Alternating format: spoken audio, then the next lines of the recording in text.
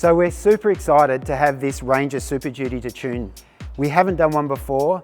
We have no idea what sort of power figures we're going to get out of it. The tuning software has only just become available, so we're thinking that we're one of the first people in the country to do it. We may not be, but we'll claim it. We're going to go through the results once we've done it, good or bad. It's going to be really interesting. I know a lot of the feedback we've had on these is that they're underpowered. Obviously they're a heavier car. This customer's opted for a canopy on the back, that sort of thing, which adds weight to the car. And so he's looking for a bit more performance out of it, a bit more throttle response. And we're really hopeful that we can give it to him. So gonna head off onto the dyno now and get Marty to work his magic. And yeah, we're really looking forward to talking through the results with you.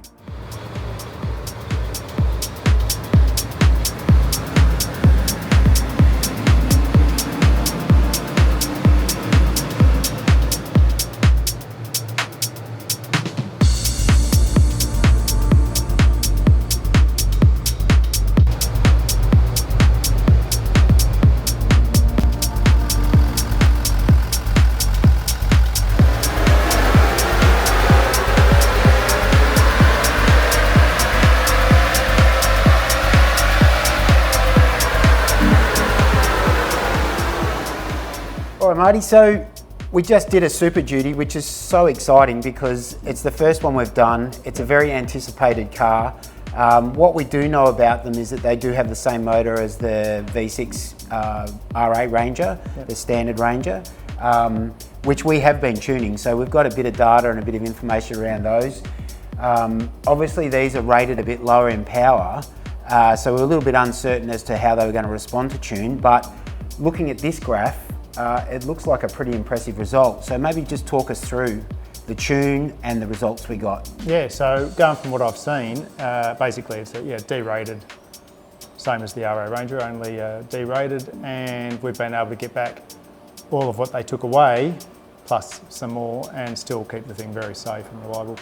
Yeah. Knowing that this thing's supposed to tow, what, 4.5 tonne or something, you know, we want to keep it safe. So we think that that's the reason that Ford detuned them a little bit, is because the class that they're in terms of their rating for towing. Is that what we're thinking? I believe so, probably made them conservative and safe. Yeah.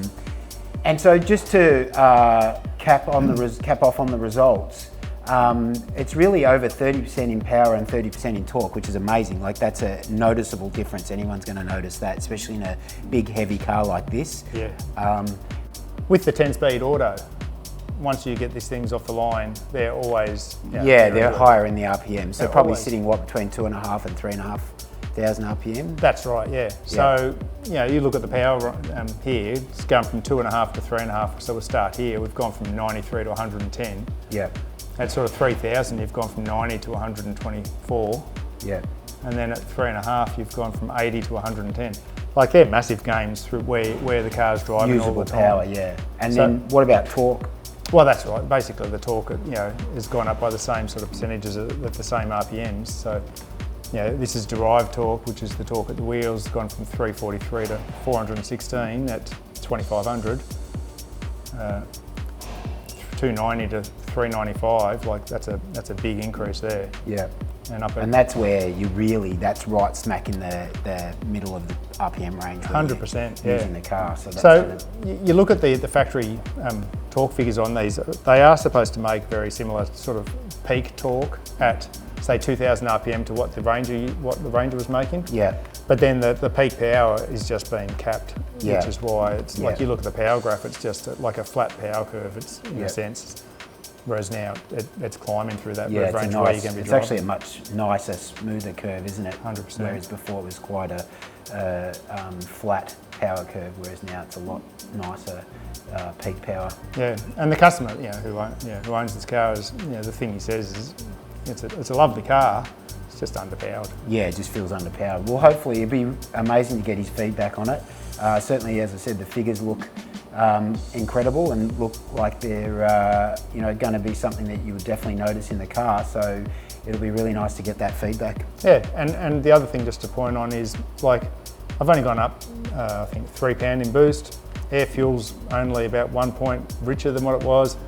And the big thing, the exhaust temps from the standard tune to what I'm running now, I think on the dyno on a full power run was like under 50 degree Yeah, increase. so still very conservative and safe. Yeah. And something that I know you mentioned before, and I know the viewers would love to know, is I know that you did 0 to 100 in this car before and after.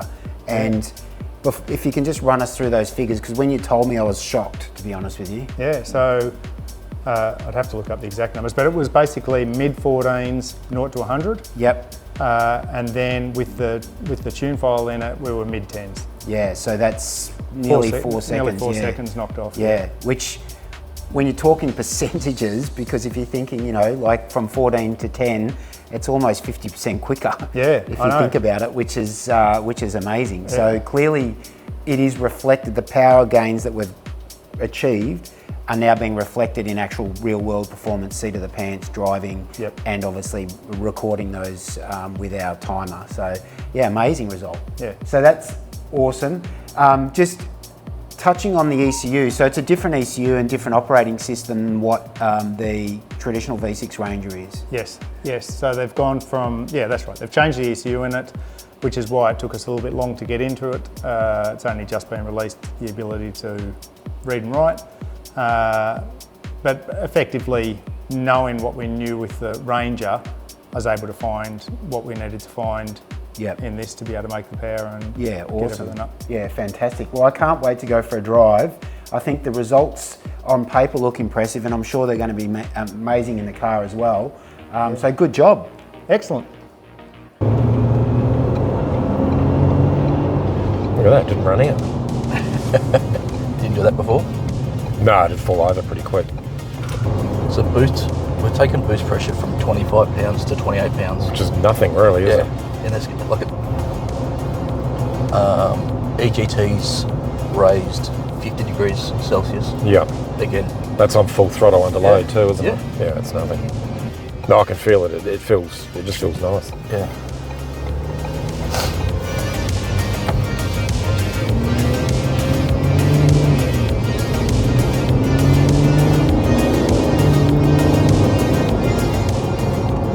It's nothing stupid. You can feel it's nothing stupid. It's certainly not stressing anything out. Yeah.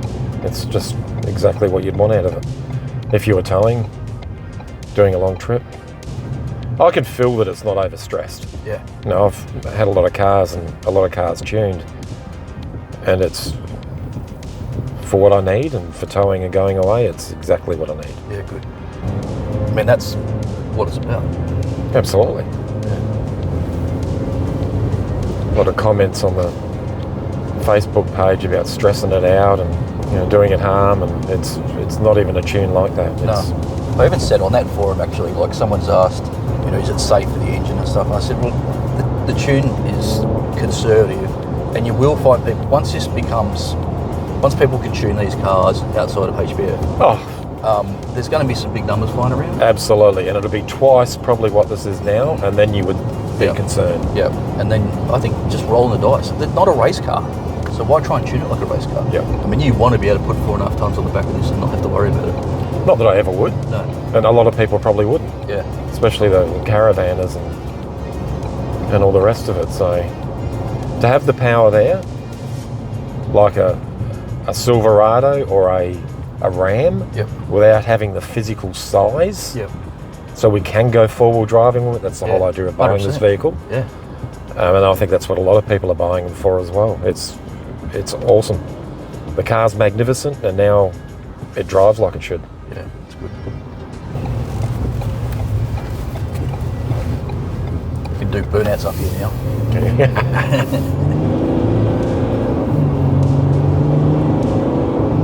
Yeah, look at that. That's just... Isn't that nice? Yep. And you can see where the 4 seconds comes into it. Like literally 4 seconds. Yeah. We measured it. Did you? Yeah, like that's not a guess. We put a draggy on it and it went from, it was like 14.4 to 10.4 or something like that. It was smack on 4 seconds. That's a lot from a tube. Yeah, absolutely. And it's not overkill. I can feel that it's not overkill. Yeah. It's just doing exactly what I wanted it to do. Well, you've had plenty of cars with tunes before. Yep. So it's not like you're new to this thing. You've experienced it. I think this has made the car safer. Yep. As I was saying before, being able to pull out, overtake, and have that safety in mind. Not that you need to, but there's a backup there if you need to put your foot down. It's nice to know. It's nice to know it's there. You can accelerate away. Yep. Rather than just sitting there. And the trans feels fantastic. Yeah, it's like it's made for it, right? Yep, absolutely. So it's still got all the DPF, it's still got all the AdBlue. Yep. It's still got the EGR, it's still got all those emissions things in situ. For all intents and purposes, it's still legal. Absolutely. I don't think this is creating any dramas with anything. Yep. I think all it's doing is making the car safer. No, it's made it a complete car now. It's good. Do you think it's going to be an issue with the intercooler standard? Look, my default setting on that would be that the intercoolers aren't a huge thing. Now, we're in a cold, wintry Melbourne day, and yesterday was even colder, so it's my personal opinion that a better intercooler is sort of a mandatory requirement if you're doing a lot of towing. Yep. Especially if you're going to head into warmer climates. Even like summer here in Melbourne, and Adelaide especially, it gets hot. It does get hot. So my personal opinion would be, if I had one of these, I would upgrade the intercooler. I think it's going to give you more consistent power when towing. What we set out to do was just to fix that problem. Absolutely. Yep. I didn't expect a million horsepower out of it, but I expected it to be drivable, and it certainly is now. Yeah, it's good. Yep. Rocket. So there it is, Ranger SuperDuty, tuned by HPF. What an amazing result. If you own a SuperDuty, or any Ranger for that matter, give the boys in the office a call and we'd be happy to talk you through the options.